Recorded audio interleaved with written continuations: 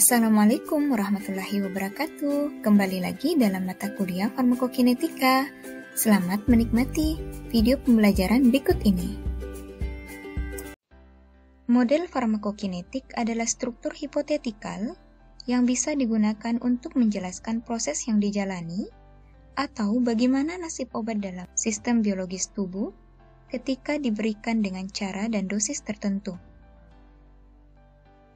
Farmakokinetika merupakan studi perjalanan obat dalam tubuh mulai dari proses absorpsi, distribusi, metabolisme, dan ekskresi atau kita singkat dengan ADME.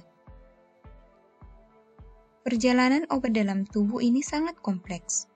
Misalnya, obat yang diberikan melalui rute oral akan mengalami proses absorpsi, selanjutnya mengalami distribusi atau obat beredar dalam sirkulasi sistemik untuk mencapai organ target. Selanjutnya beberapa obat akan mengalami metabolisme dan setelah mengalami metabolisme akan mengalami proses pembersihan dari tubuh melalui proses ekskresi. Karena proses yang sangat kompleks ini, di mana obat dalam tubuh bersifat dinamis atau terus bergerak, maka dibutuhkan suatu model matematika untuk mensimulasi proses absorpsi, distribusi, dan eliminasi obat sehingga bisa menggambarkan dan meramalkan konsentrasi obat dalam tubuh sebagai fungsi waktu atau untuk mengestimasikan dosis obat dan memprediksi lama efek terapi obat untuk suatu dosis tertentu. Selanjutnya, kegunaan model matematika dalam farmakokinetik. Yang pertama, memperkirakan kadar obat dalam plasma, jaringan, urin pada berbagai pengaturan dosis. Yang kedua, menghitung pengaturan dosis optimum untuk tiap penderita secara individual. Jadi, model farmakokinetik membantu kita untuk menentukan dosis obat yang diberikan kepada pasien disesuaikan dengan kondisi pasien. Ketiga, memperkirakan kemungkinan akumulasi obat. Model farmakokinetika membantu kita untuk memperkirakan kemungkinan adanya akumulasi obat, terutama pada pemberian dosis berulang. Ini juga sangat penting untuk obat-obat dengan indeks terapi sempit. Selanjutnya, menghubungkan kadar obat dengan aktivitas farmakologi atau toksikologi. Misalnya, jika kadar obat dalam darah tinggi, apakah memberikan efek terapi yang lebih baik atau justru efek toksik? Jadi, model farmakokinetik membantu kita dalam hal ini. Menilai perbedaan laju atau tingkat availabilitas antar formula. Misalnya, ada obat dengan zat aktif yang sama, tetapi berbeda dalam hal kekuatan sediaan, berbeda dalam hal formula. Dengan model farmakokinetik, kita bisa menentukan bioekivalensi suatu obat. Jadi, jika ada dua sediaan dengan zat aktif sama, berdasarkan perhitungan farmakokinetik dinyatakan bioekivalen, maka efek terapi dua sediaan ini dianggap sama. Menggambarkan faal patologis yang mempengaruhi absorpsi, distribusi, dan metabolisme serta ekskresi. Misalnya, ada pasien yang mengalami penyakit tertentu, contohnya gangguan hati atau ginjal. Dengan model farmakokinetik, kita bisa menentukan apakah ada perubahan dalam hal proses ADME jika diberikan pada pasien tersebut. Menjelaskan interaksi obat. Hal ini juga sangat penting. Interaksi obat merupakan perubahan efek suatu obat akibat pemberian bersama dengan obat lain. Interaksi obat dapat terjadi pada tahap farmakokinetika, yaitu pada proses absorpsi, distribusi, metabolisme, dan ekskresi. Contohnya, obat A dan obat B diberikan dalam waktu bersamaan. Obat A dan B berinteraksi pada tahap absorpsi, di mana obat B menyebabkan obat A tidak dapat diabsorpsi, sehingga obat A mengalami penurunan bioavailabilitas dan menyebabkan penurunan efek farmakologi dari obat A. Sebagian besar model farmakokinetika menganggap bahwa konsentrasi obat dalam plasma mencerminkan konsentrasi obat dalam tubuh secara global atau secara keseluruhan, sehingga akan lebih memudahkan dalam perhitungan nantinya.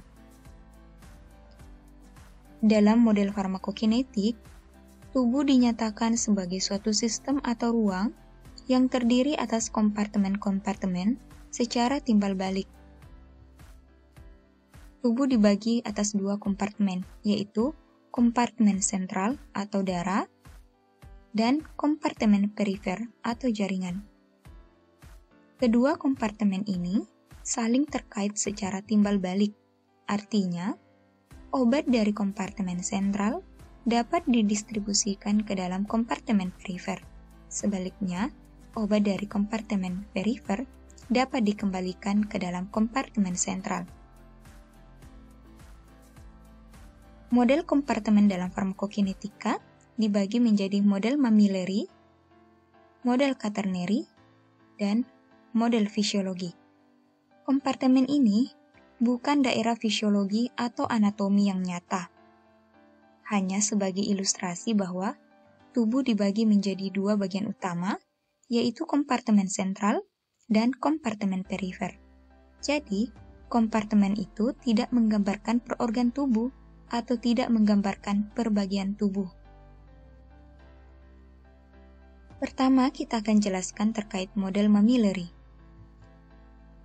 Model mammillaри merupakan suatu sistem kompartemen yang berhubungan sangat erat, sehingga dapat mengestimasi jumlah obat dalam berbagai kompartemen setelah obat dimasukkan ke dalam suatu kompartemen tertentu. Model ini sangat sering digunakan dalam perhitungan farmakokinetika.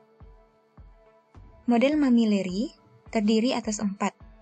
Yang pertama, model 1 kompartemen terbuka, intravaskular, model 2 kompartemen terbuka, intravaskular, model 1 kompartemen terbuka, ekstravaskular, model 2 kompartemen terbuka, ekstravaskular. Untuk pemberian obat secara intravaskular, obat langsung masuk ke dalam kompartemen sentral. Sedangkan, untuk pemberian obat secara ekstravaskular, obat harus mengalami proses absorpsi sebelum memasuki kompartemen sentral. Pada model mammillaри, dikatakan kompartemen terbuka karena obat akan mengalami proses eliminasi atau pembersihan dari kompartemen sentral. Untuk kompartemen 1, obat akan mengalami proses eliminasi setelah memasuki kompartemen sentral. Sedangkan kompartemen 2, obat memasuki kompartemen sentral dan didistribusikan ke dalam kompartemen perifer atau jaringan.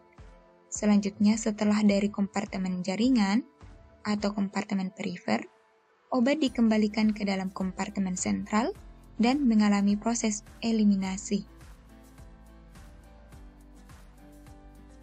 Berikut ilustrasi model kompartemen. Pada kompartemen 1, obat yang masuk ke dalam tubuh atau obat yang masuk ke dalam pembuluh darah dengan segera mengalami distribusi sehingga dianggap bahwa konsentrasi dalam darah sama dengan konsentrasi yang terdistribusi ke organ target. Sedangkan untuk kompartemen 2, setelah memasuki kompartemen sentral atau darah, obat akan terdistribusi secara perlahan ke dalam jaringan atau organ target sehingga proses distribusi memerlukan laju reaksi. Selanjutnya kita akan jelaskan perbedaan antara model 1 kompartemen terbuka intravaskular atau intravena dengan model 2 kompartemen terbuka intravena. Untuk model 1 kompartemen terbuka intravena atau intravaskular, obat yang diberikan secara intravena langsung memasuki pembuluh darah atau kompartemen sentral, dan proses distribusi tidak teramati karena obat sangat cepat terdistribusi ke organ target. Pada model ini, tidak ada proses absorpsi, karena obat langsung diberikan ke dalam pembuluh darah. Demikian pula dengan volume distribusi tidak dapat dihitung. Sehingga pada model kompartemen 1 terbuka intravaskular atau intravena, Yang dihitung hanya tetapan laju eliminasi, dan dari tetapan laju eliminasi ini, kita dapat menghitung waktu paruh obat atau tes tengah obat. Pada kurva, CP0 merupakan konsentrasi plasma puncak obat sesaat setelah memasuki pembuluh darah. Selanjutnya, tidak terlihat fase distribusi, sehingga kurva membentuk garis lurus yang menginterpretasikan bahwa terjadi proses eliminasi. Untuk model 2 kompartemen terbuka intravaskular atau intravena, obat yang masuk ke dalam pembuluh darah atau kompartemen sentral akan mengalami proses distribusi ke kompartemen perifer atau jaringan tubuh. Setelah memberikan efek atau aksi, obat akan dikembalikan ke dalam kompartemen sentral. Selanjutnya, obat akan mengalami proses eliminasi. Pada model ini, selain tetapan laju eliminasi yang dapat dihitung, volume distribusi dan laju distribusi juga dapat dihitung. Pada kurva gambar B, terlihat bahwa setelah obat masuk ke dalam kompartemen sentral, terjadi proses distribusi ke dalam kompartemen perifer. Selanjutnya, setelah terjadi proses distribusi, obat dikembalikan ke dalam kompartemen sentral dan mengalami proses eliminasi. Selanjutnya, perbedaan antara model kompartemen 1 dan 2 terbuka pada ekstravaskular. Pada model 1 kompartemen terbuka, obat yang diberikan secara ekstravaskular, karena pemberiannya di luar pembuluh darah, maka obat akan mengalami proses absorpsi sebelum memasuki kompartemen sentral. Sehingga di sini dapat dihitung laju absorpsi obat. Jadi pada model ini ada proses absorpsi. Selanjutnya, obat yang masuk ke dalam kompartemen sentral setelah memberikan efek akan mengalami proses eliminasi. Pada model 1 kompartemen terbuka ini, proses distribusi juga tidak terlihat karena proses distribusinya sangat cepat dan dianggap tidak ada. Pada model 2 kompartemen terbuka obat yang diberikan secara ekstravaskular, terdapat proses absorpsi sebelum memasuki kompartemen sentral. Selanjutnya, setelah memasuki kompartemen sentral atau pembuluh darah, obat akan didistribusikan ke kompartemen perifer atau jaringan. Dari perifer, obat akan dikembalikan ke kompartemen sentral dan selanjutnya mengalami proses eliminasi. Pada model ini, dapat dihitung tetapan laju absorpsi, volume distribusi, serta tetapan laju eliminasi. Pada kurva, digambarkan bahwa setelah mengalami proses absorpsi, obat-obat yang mengikuti model kompartemen 1 terbuka ekstravaskular, setelah mencapai konsentrasi plasma maksimum, obat akan mengalami proses eliminasi. Berbeda dengan model kompartemen 2 terbuka ekstravaskular, setelah mengalami proses absorpsi, mencapai konsentrasi plasma maksimum, obat akan mengalami fase distribusi, selanjutnya memasuki fase eliminasi. Selanjutnya model quaternary. Model ini terdiri atas kompartemen-kompartemen yang bergabung satu dengan yang lain menjadi satu deretan kompartemen. Model ini sangat jarang digunakan karena distribusinya lambat dan cukup sulit serta jarang obat yang mengikuti model kompartemen ini. Pada model quaternary, obat mengalami proses absorpsi, memasuki kompartemen sentral, kemudian didistribusikan ke kompartemen perifer 2 dan kompartemen perifer 3. Selanjutnya, obat akan dikembalikan dari kompartemen perifer 3 ke kompartemen perifer 2, kemudian memasuki kompartemen sentral dan mengalami proses eliminasi. Model selanjutnya yaitu model fisiologi. Model ini mengikuti model anatomi dan fisiologi tubuh. menggambarkan konsentrasi obat di jaringan. Konsentrasi obat diambil secara langsung di jaringan. Misalnya jika kita ingin mengukur konsentrasi obat di ginjal, maka diambil jaringan ginjal, sehingga ini sangat menyulitkan. Volume distribusi obat menggambarkan volume jaringan sesungguhnya. Faktor-faktor fisiologi dapat mengubah distribusi obat pada model fisiologi.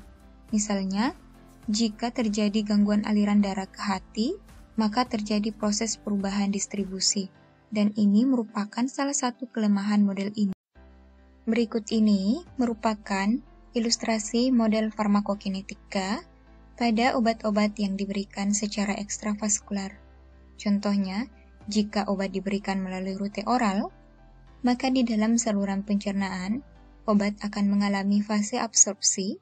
Kemudian konsentrasi plasma mencapai konsentrasi plasma maksimum pada saat Tmax. Selanjutnya, terjadi fase distribusi dan fase eliminasi.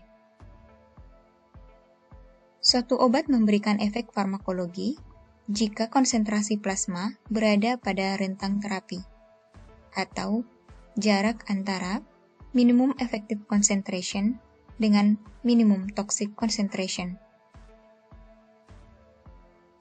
Waktu di mana konsentrasi plasma obat mencapai minimum effective concentration dikenal dengan istilah onset atau mula kerja obat.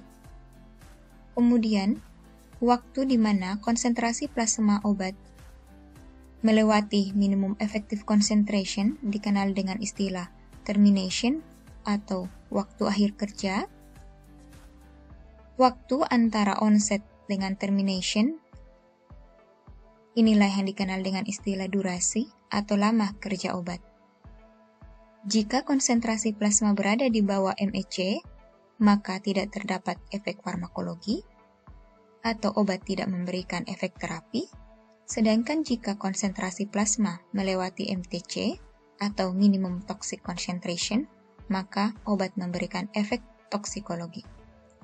Berikut ini merupakan parameter farmakokinetika yang digunakan dalam model-model kompartemen atau model-model farmakokinetika.